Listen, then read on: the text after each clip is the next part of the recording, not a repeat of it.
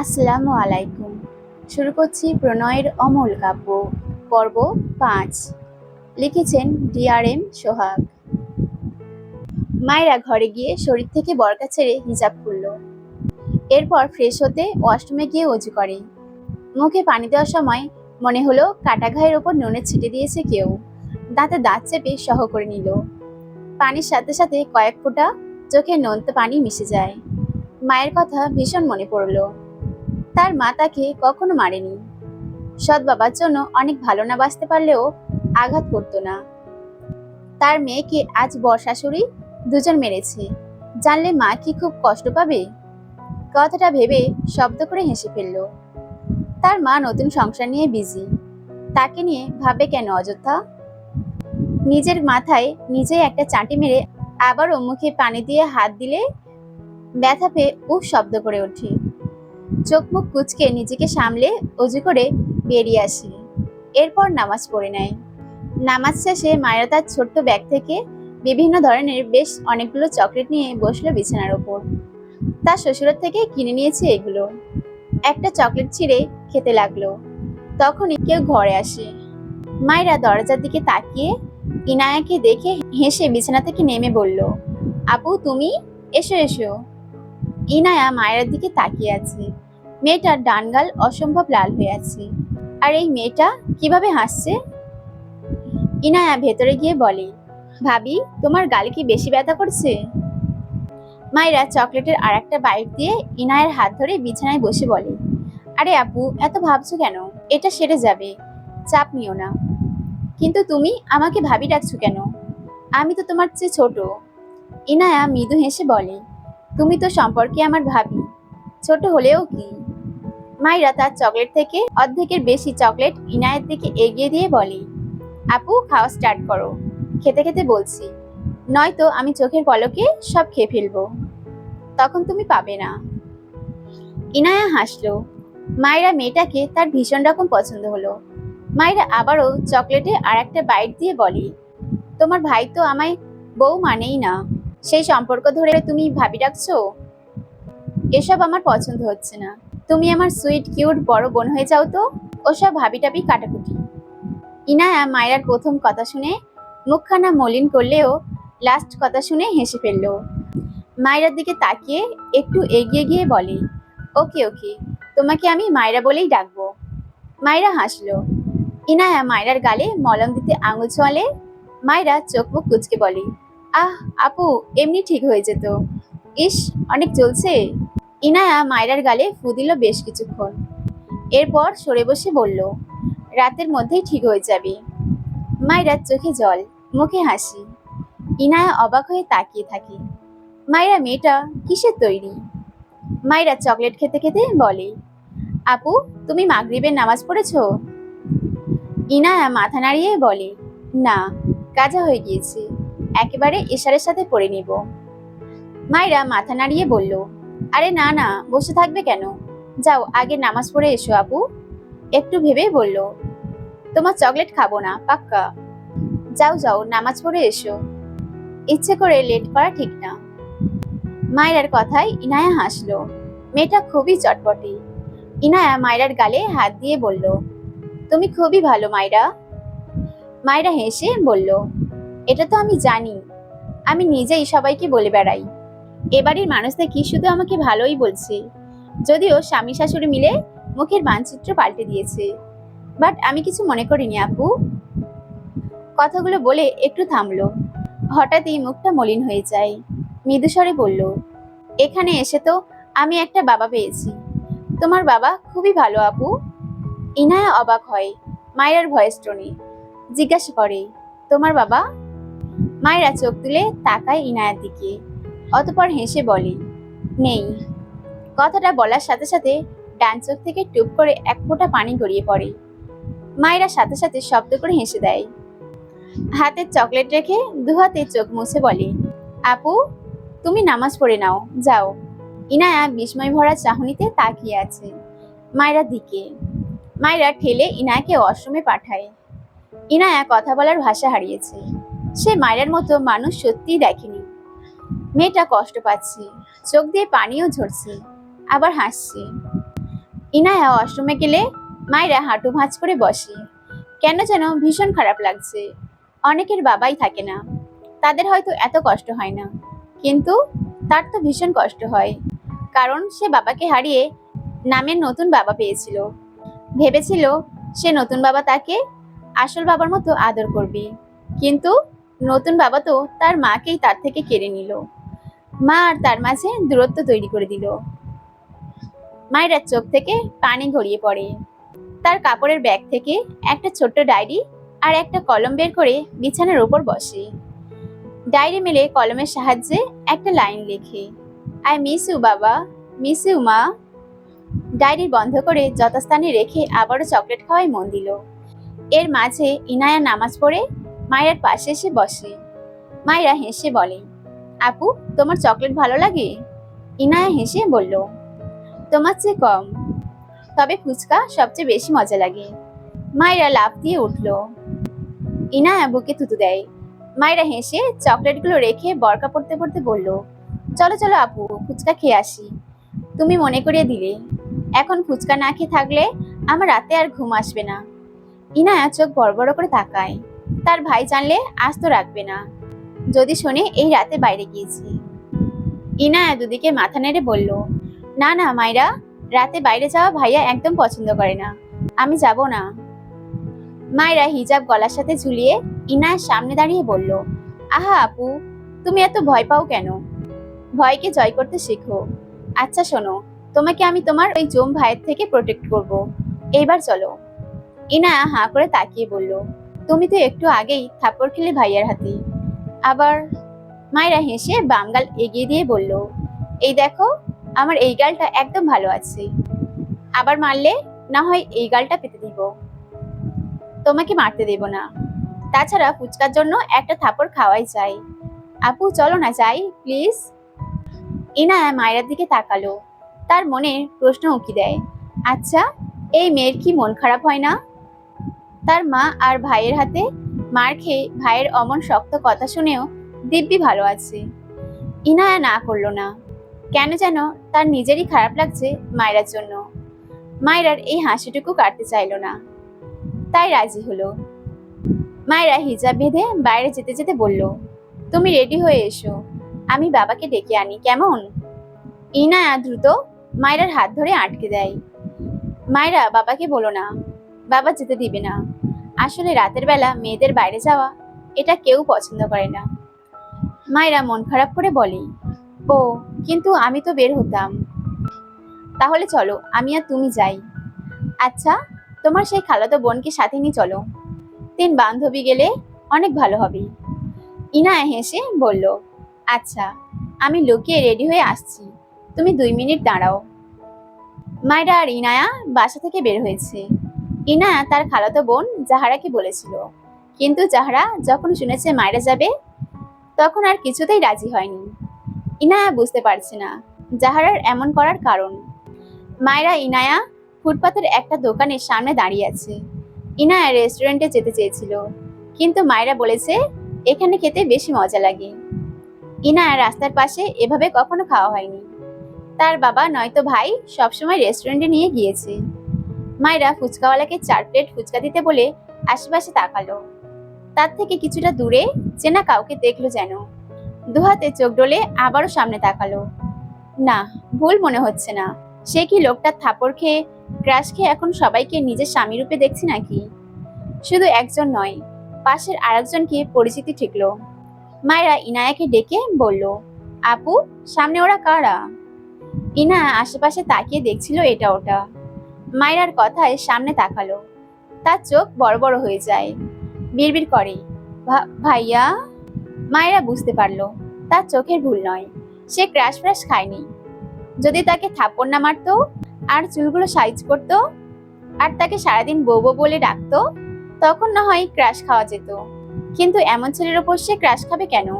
ছ্যা, তার রুচি বহুত ভালো। ভাবনার মাঝেই কারো শক্ত কণ্ঠে মায়েরা ধ্যান ভাঙে। এখানে কি করছিস? ইনায়া আমতা আমতা করছে, কি বলবে বুঝতে পারছে না। শুদ্ধ ভ্রুকুচকে মায়েরার দিকে একবার তাকায় আর একবার ইনায়ার দিকে। ইনায়াকে বলে, এই মেয়ে তোর কে হয়? ইনায়া কাপা কণ্ঠে উত্তর দেয়, ভাবি। শুদ্ধ অবাক হয়, এই মেয়েটা ইনায়ের ভাবি, মানে ইরফানের বউ। অদ্ভুতভাবে বলে ওঠে, হোয়াট? ইরফান ইনায়ের হাত ধরে টেনে গাড়ির দিকে নিয়ে যেতে থাকে। মায়েরা হতভম্ব হয়ে পিছন পিছন যেতে যেতে বলে, আরে আপুকে ছাড়ুন, আমাদের ফুচকা খাওয়া হয়নি তো। ইরফান ইনায়ের দিকে তাকিয়ে বলে, গাড়িতে ওঠ। ইনায়া ভাইয়ের দিকে তাকিয়ে ভীত কণ্ঠে বলে, ভাইয়া সরি, মায়েরাকে কিছু বলো না। ইরফান ধমকে বলে, গাড়িতে উঠতে বলেছি। ইনায়া একবার তাকায় মায়েরার দিকে। ইরফান আবারও ধমকে বলে, থাপ্পড় খেতে না চাইলে এক্ষুনি গাড়িতে ওঠ। পাশ থেকে শুদ্ধ বলে, আহ ইরফান, বাদ দে, দুটোই বাচ্চা, বকিস না। মায়েরা শুদ্ধর দিকে তাকিয়ে বলল, আপনার মতো এত ভালো মানুষের কপালে এমন অসভ্য বন্ধু জুটলো কিভাবে ভাইয়া? সামান্য ফুচকাই তো খেতে এসেছি, দেখেছেন কেমন করছে? মায়ের কথায় শুদ্ধ চোখ বড় বড় করে তাকায়, বিড়বিড় করে, যা হয়ে গেল, ইঞ্জিন গরম হওয়ার তেল দেওয়া শেষ। ইরফান দাঁতে দাঁত চেপে মায়েরার দিকে চেয়ে আছে। মায়েরা ইরফানের দৃষ্টিতে ভয় পায়, ঢোক গিলে আমতামতা করে বলল, দেখুন আমি আপনাকে ভয় পাই না, এভাবে তাকাবেন না। বিড়বিড় করে, ইস ভয় পাচ্ছি কেন? কথাটা পাশ থেকে শুদ্ধ শুনে ফেলেছে, মুখ লুকিয়ে একটু হাসলো। এই মেয়েকে তো রেস্টুরেন্টে দেখে আসলো খানিক আগে, কারেন্টের মতো দৌড়ের। ইরফান এগিয়ে এসে মায়ের হাত শক্ত করে চেপে ধরে। মায়েরা হাতে ব্যথা পায়। ইরফানের হাত অপর হাতে ধরে বলে, ইস আমার হাত খুলে গেল, হাত ছাড়ুন আমার। ইরফান মায়েরাকে টেনে ফুচকা দোকানের সামনে গিয়ে দাঁড়ায়, হাত ছাড়ে না। মায়েরা অপর হাতে এত চেষ্টা করলো হাত ছাড়ানো, ব্যর্থ। এদিকে ইনায়া গাড়ির ভেতর থেকে বেরোতে নিলে শুদ্ধ ধমকে বলে, রাতে বাইরে বেরিয়েছিস কেন? ইনায়া গত ভাইয়ের ধমকে মিনমিন করে বলে, ফুচকা খেতে। শুদ্ধ রেগে বলে, তুই কি পাগল? রাতের বেলা একা দুটো মেয়ে বেরিয়েছিস, ওই মেয়ে তো বাচ্চা, তোর মাথায় কি গোবর ছাড়া কিছুই নেই? ইনায়া রেগে তাকালো শুদ্ধর দিকে। শুদ্ধ পাল্টা চোখ গরম করে তাকিয়ে বলে, আমাকে চোখ রাঙাচ্ছিস? তোর ভাই যে থাপ্পড় তার বোনকে দিতে পারেনি, সেটা আমি পূর্ণ করব এবার। বেয়াদব, সেন্স নেই যদি কিছু হতো। ইনায়া চুপসে গেল, মুখ ফুলিয়ে বিড়বিড় করে বলল, হলে হতো, ঢং করতে আসি, অসহায় একটা, মনে হয় ফিডার খাই আমরা। শুদ্ধ কথাটা শুনতে পেয়ে খানিকটা ঝুঁকে গাড়ির জানালার ডান হাত ঠেকিয়ে গম্ভীর গলায় বলে, বেশি মিস করলে ফিডার কিনে দিই চল। ইনায়া কটমট চোখে তাকালো শুদ্ধর দিকে। শুদ্ধ গম্ভীর চোখে ইনায়ার দিকে তাকিয়ে আছে। হাত বাড়িয়ে ইনায়ার কপালে একটা টোকা দিয়ে বলল, চোখ নামা, আর একবার এভাবে তাকালে ডিরেক্ট গালে থাপ্পড় পড়বে। ইনায়া মুখ ফুলিয়ে চোখ নামিয়ে নিয়ে চুপ করে রইল। শুদ্ধ দীর্ঘশ্বাস ফেলে উল্টো ঘুরে দাঁড়ায়, ইরফানদের দিকে এগিয়ে যায়।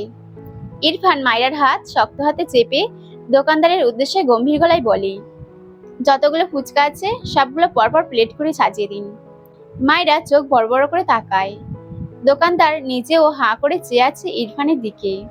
মায়েরা আবারও তার হাত ছাড়াতে চায়, মোচড়ামুচড়ি করতে করতে বলে, এতগুলো ফুচকা কি করবেন? উফ, আমার হাত ছাড়ুন। ইরফান হাতের বাঁধন আরো খানিকটা শক্ত করে বলে, সব ফুচকা না খেয়ে এক পা নড়বে না, স্টুপিড। ফুচকা খাওয়ার স্বাদ মেটাবো আজ। মায়েরা চোখ বড় বড় করে তাকায়, এতগুলো ফুচকা কি করে খাবে? আসলেই পাগল এই লোক। পাগল বলতে গিয়েও জিভ গুটিয়ে নিল।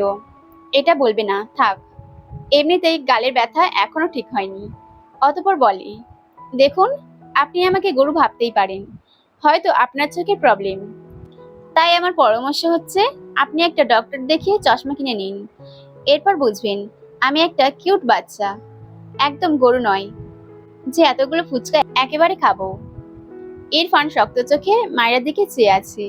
পিছন থেকে শুদ্ধ শব্দ করে হেসে ফেলল। মায়েরা ঘাড় বাঁকিয়ে নিজেও হাসলো। এই লোকটার গায়ে আগুন লাগাতে ভালোই লাগে, শুধু না মারলেই হয়। ইরফান দোকানওয়ালার দিকে তাকিয়ে বলল, প্লেট সাজানো স্টার্ট করুন।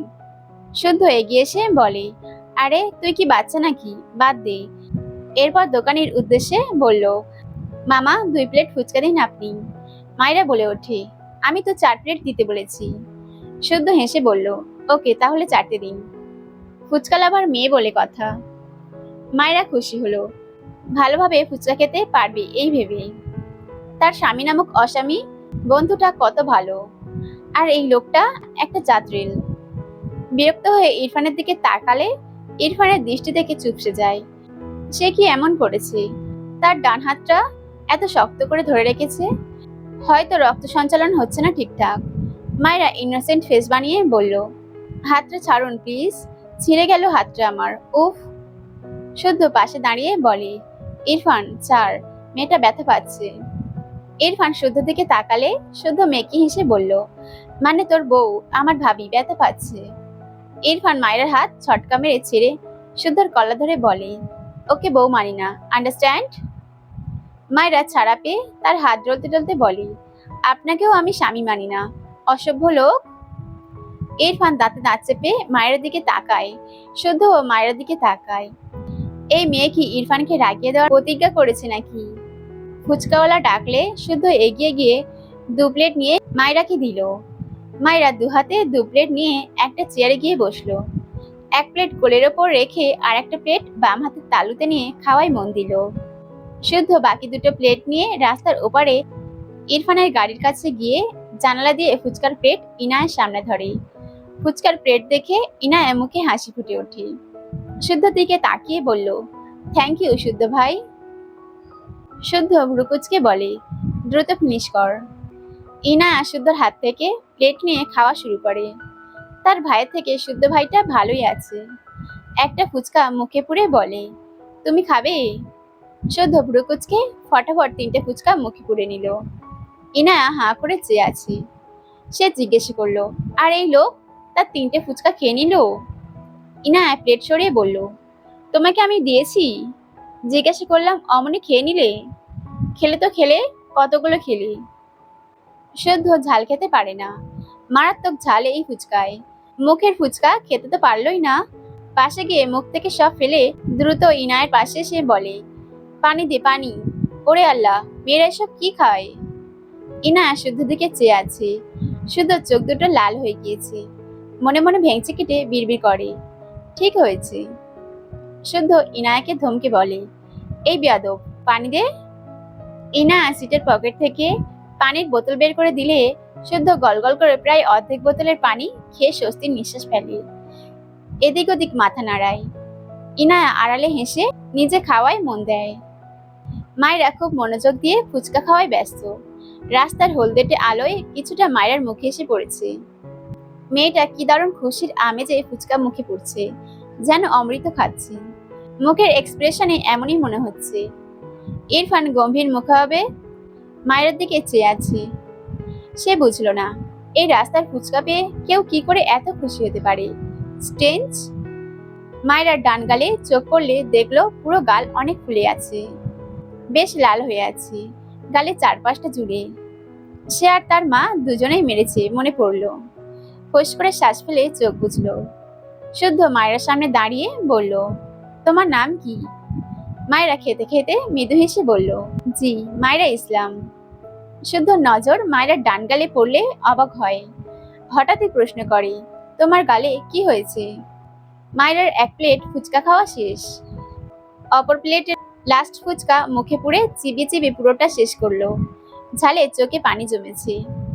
ঝাল পাত্তা না দিয়ে গলা নামিয়ে বলল, আপনার বন্ধু আমার সাদাসিধে পেয়ে মেরেছে, বুঝলেন? ইরফান ভুরুকুচকে মায়ের দিকে চেয়ে আছে। মায়েরা ইরফানের দিকে তাকিয়ে বলল, আর কখনো যদি মেরেছেন না, আপনার নামে মামলা দিব, বুঝলেন? বউ পেটানো ভালো কাজ নয়, জানেন না? ইরফান রেগে এগিয়ে আসতে নিলে মায়েরা প্লেট দুটো রেখে রাস্তার এপার থেকে ওপারে যাওয়ার জন্য দৌড় দেয়। আর একবার যদি থাপ্পড় দেয়, নয়তো হাত টেনে ধরে, সব পচে যাবে সেই ভয়ে দৌড় দিচ্ছে।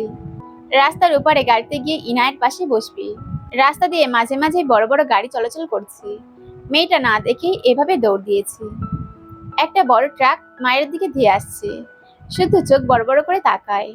ইরফান ও শিট বলে একটা দৌড় দেয়। ট্রাকটা মায়ের সাথে লাগবে লাগবে ভাব।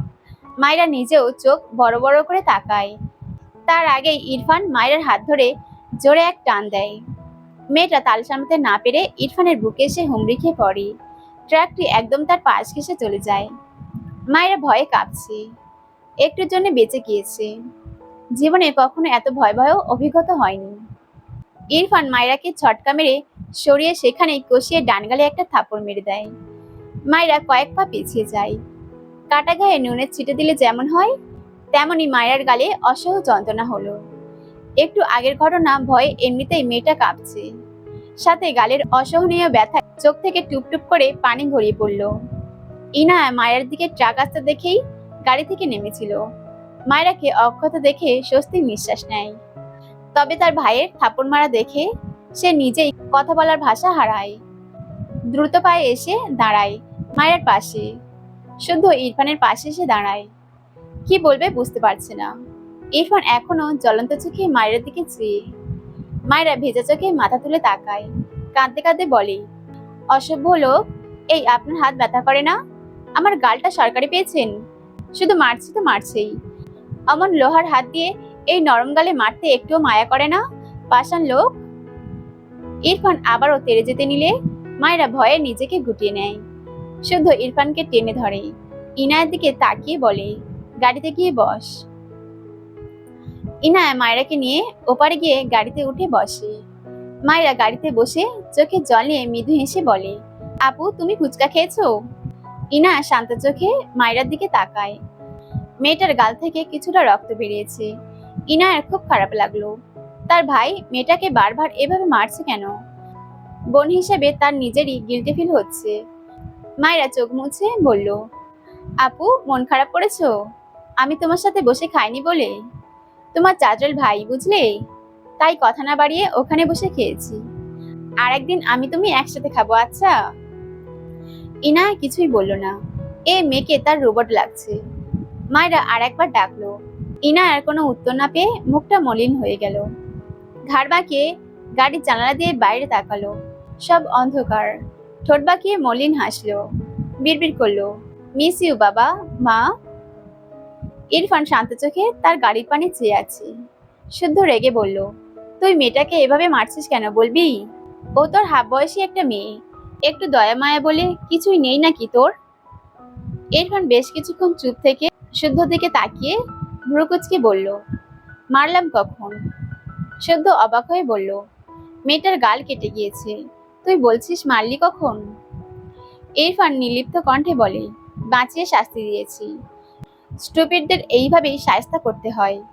আর একটা গাল অক্ষত আছে, এর জন্য শুকরিয়া কর। শুদ্ধ অদ্ভুতভাবে তাকালো ইরফানের দিকে।